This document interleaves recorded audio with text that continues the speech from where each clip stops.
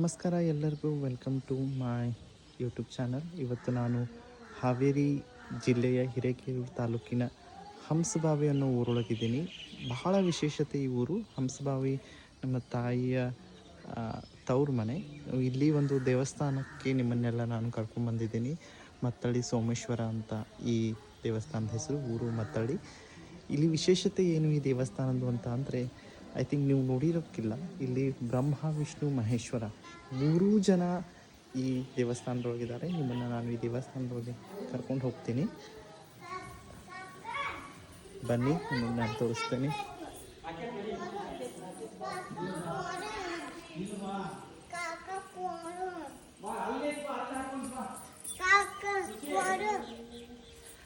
ನಾನು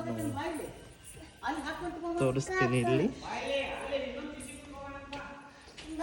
ಮೊದಲಿಗೆ ನಿಮಗೆ ಈ ಬ್ರಹ್ಮದೇವರನ್ನು ತೋರಿಸ್ತೀನಿ ನಾನು. ಬಹಳ ವಿಶೇಷ ದೇವಸ್ಥಾನ ಇದು.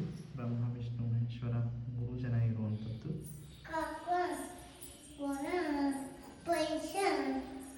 ಇದು ಬ್ರಹ್ಮನ ದೇವಸ್ಥಾನ. ಬಹಳ ಪುರಾತನವಾದ ದೇವಸ್ಥಾನ ಇದು. ನಿಮ್ಗೆ ಅನ್ನಿಸ್ತಾ ಇರ್ಬೋದು, ಬಾಗಿಲ ಹಾಕಿದ್ದಾರೆ.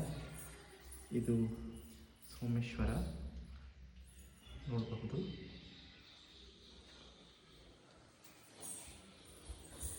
ಇದು ವಿಷ್ಣುವಿನ ದೇವಸ್ಥಾನ. ಅದೇ ರೀತಿಯಾಗಿ ಬಸವಣ್ಣನ ಮೂರ್ತಿಗಳನ್ನು ನೀವು ನೋಡಬಹುದು.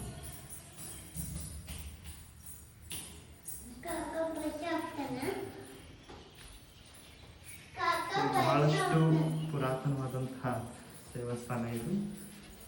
ಅಫ್ಕೋರ್ಸ್ ನಮ್ಮ ಜೊತೆ ನಮ್ಮ ಅಣ್ಣನ ಮಗಳು ಖುಷಿ ಇದ್ದಾಳೆ, ನೋಡ್ಬೋದು. ಒಂದು ಸಣ್ಣ ರೌಂಡ್ ಹಾಕ್ಕೊಂಬರೋಣ.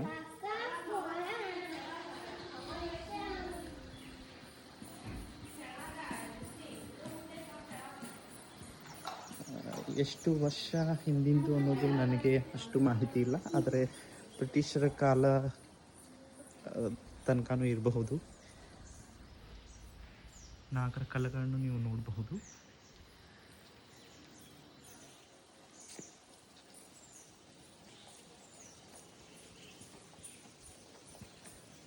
ಇನ್ನೊಂದು ವಿಶೇಷತೆ ಅಂತ ಅಂದರೆ, ಇಲ್ಲಿ ಚೌಡೇಶ್ವರಿ ದೇವಸ್ಥಾನವೂ ಇದೆ.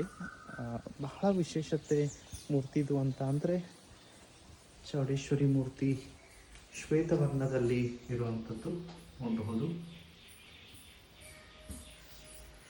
ಇದಿಷ್ಟು ಈ ದೇವಸ್ಥಾನದ ಬಗ್ಗೆ. ಈ ದೇವಸ್ಥಾನದಲ್ಲಿ ಒಂದು ಶಾಸನದ ಕಲ್ಲು ಇದೆ ಹಳೆಗನ್ನಡದಲ್ಲಿ. ಆದರೆ ಇಲ್ಲಿ ಪುರಾತತ್ವ ಇಲಾಖೆ ಇದರ ಬಗ್ಗೆ ಎಷ್ಟು ಗಮನ ಹರಿಸಿದೆ ನನಗೆ ಗೊತ್ತಿಲ್ಲ. ನೋಡಬಹುದು ಇದರ ಇತಿಹಾಸ ಇದರಲ್ಲಿ ನಮ್ಗೆ ತಿಳಿಬೋದು. 2 ಶಾಸನದ ಕಲ್ಲುಗಳನ್ನ ನಾವು ನೋಡಬಹುದು.